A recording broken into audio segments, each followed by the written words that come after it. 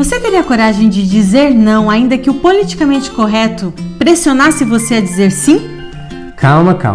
Antes que você pense que nós estamos defendendo algum discurso de intolerância, fique com a gente até o final desse vídeo, para que você possa perceber que quando se trata de uma ordem expressa de Deus, ninguém deveria ter medo de ir contra o pensamento popular. Eu sou o Matheus Diniz. E eu sou Neila Oliveira. E você está no canal LAMED, onde você estuda a Bíblia de um jeito diferenciado. E o nosso abraço desta semana vai para a base UFC da Igreja de Urbis, de Candeias, Bahia. E eles estão pedindo para a gente mandar um abraço para todas as bases ali do distrito. E também para a base Ungidos por Deus, da cidade de Alto Paraná, do estado de Paraná. Última temporada do ano, primavera chegou, né, Matheus? E nós vamos estudar este trimestre Libertação, é o título geral do nosso guia de estudo. E nós ainda vamos continuar estudando o livro Os Ungidos até o final do ano. E vamos terminar de estudar ele. Agora, se você ainda não é inscrito, aproveita aqui enquanto a gente ainda está falando, vai aqui embaixo e clica naquele botão escrito inscrever-se. E se você já é inscrito, lembre-se de ativar o sininho para receber mais notificações quando nós mandarmos novos vídeos. E também tem sido muito legal a gente se comunicar aí com vocês, né, ali nos comentários. A gente fica muito feliz de saber que os vídeos têm ajudado vocês aí. LAMED é isso, né, Matheus? A gente aprende, ensina e você que também está aprendendo também pode ensinar. Agora, também lembre-se de deixar aquele like, aquele joinha, porque isso vai ajudar a impulsionar esse vídeo para que ele chegue para mais pessoas. Isso aí, vamos ao conteúdo.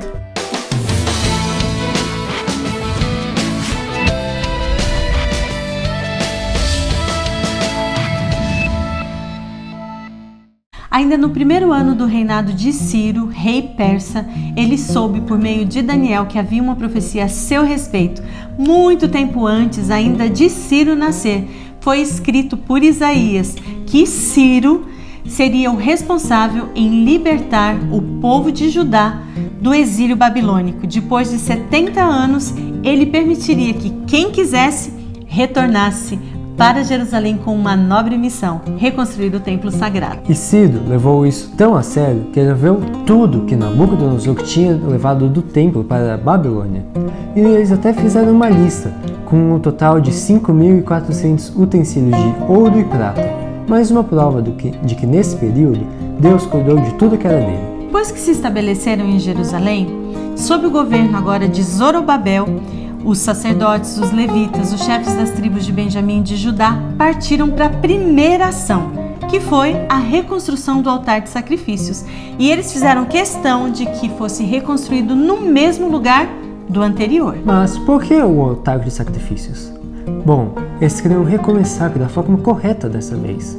Então, com o altar, eles poderiam ser fiéis a Deus por meio dos sacrifícios da manhã e da tarde. E depois de construído o altar, eles comemoraram a festa das cabanas, como era costume pela lei. Depois de um tempo, então, eles contrataram pedreiros, carpinteiros, conseguiram o material que seria necessário e finalmente começaram a construir os alicerces do templo. Todo mundo feliz, todo mundo envolvido nessa obra, todos ali e de repente, então, chegam os samaritanos oferecendo ajuda. Eles então olham uns para os outros e ficou aquele negócio, Zorobabel, os líderes.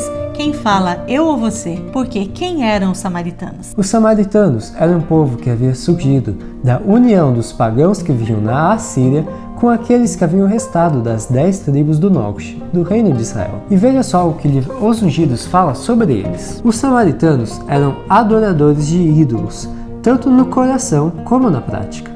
Na verdade, eles afirmavam que os ídolos serviam apenas para lembrá-los do Deus vivo, mas estavam acostumados a adorar essas imagens. Os samaritanos insistiram, mas os líderes foram categóricos e eles tiveram que dizer, olha, desculpa aí, mas a gente não pode aceitar a ajuda de vocês. Nós temos uma ordem expressa de Deus de que nós é que devemos construir o templo.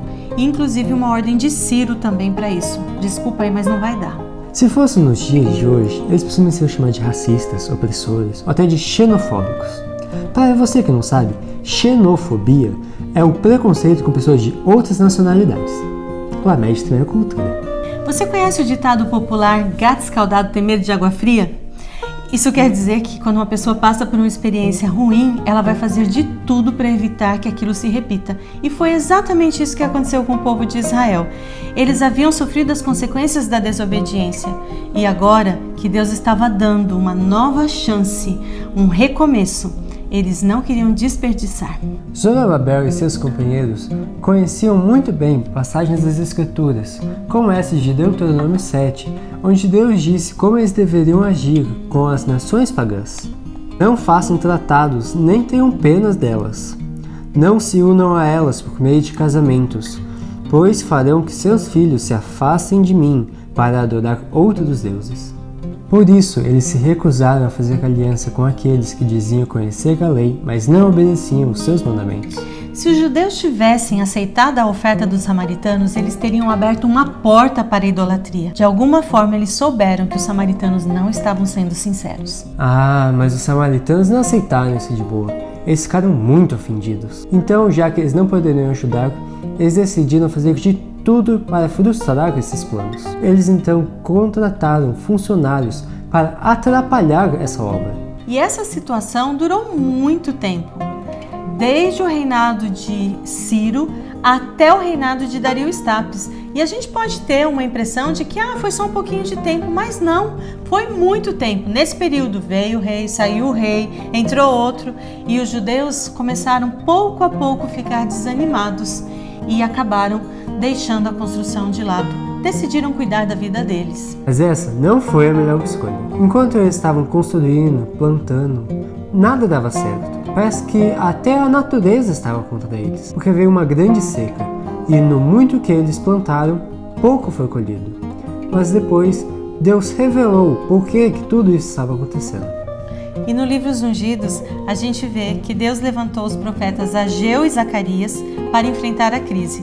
E diz assim: esses mensageiros escolhidos revelaram ao povo a causa de suas dificuldades. A falta de sucesso era o resultado da negligência em colocar os interesses de Deus em primeiro lugar. Se os israelitas tivessem honrado a Deus, fazendo da construção de sua casa o principal trabalho a ser realizado, teriam atraído sua presença e suas bênçãos. Agora o povo finalmente entendeu. Então Zorobabel e Josué, o sumo sacerdote, junto com o povo, decidiram ser fiéis a Deus. E sem demora, eles voltaram a construir o templo. Os samaritanos ainda estavam dispostos a continuar incomodando, mas Deus estava prestes a virar o jogo. E olha só como isso aconteceu. Certa ocasião, os oficiais do Império Medo-Persa estavam visitando Jerusalém quando eles viram aquela obra. E eles então chegaram ali com tudo e questionaram: com ordem de quem vocês estão fazendo essa construção? E a resposta deles foi a melhor. Eles foram sábios no que eles responderam. E é o nosso texto-chave. Veja o que eles responderam. Somos servos do Deus dos céus e da terra. Estamos reconstruindo o templo, edificado há muitos anos atrás. Templo que foi construído e terminado por um grande rei de Israel. Ou seja, eles estavam cumprindo uma ordem de Deus.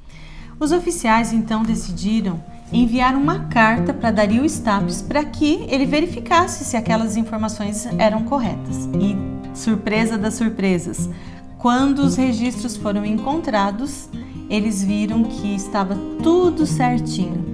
Dario então deu uma ordem dizendo que eles não atrapalhassem mais a reconstrução do templo e ainda disse que eles teriam recursos da tesouraria real para que a obra não parasse. Isso foi uma grande bênção e ele ainda disse que se alguém tentasse alterar aquele decreto, sofreria graves castigos.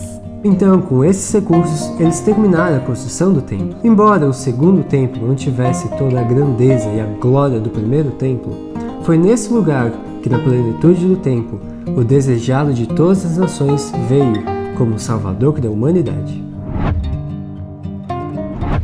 Identidade. É plano de Deus que seu povo mantenha uma identidade própria e seja reconhecido por ela. Isso não os torna melhores nem especiais, e sim mais responsáveis em representar o caráter de Deus e apresentar às pessoas o plano da salvação. A segunda lição: nós devemos colocar Deus e seus interesses sempre em primeiro lugar. Você lembra do texto de Mateus 6,33? Busquem em primeiro lugar o reino de Deus e a sua justiça, e todas essas coisas lhes serão dadas. Deus não nos abençoa para sermos fiéis. Ele nos abençoa porque somos fiéis.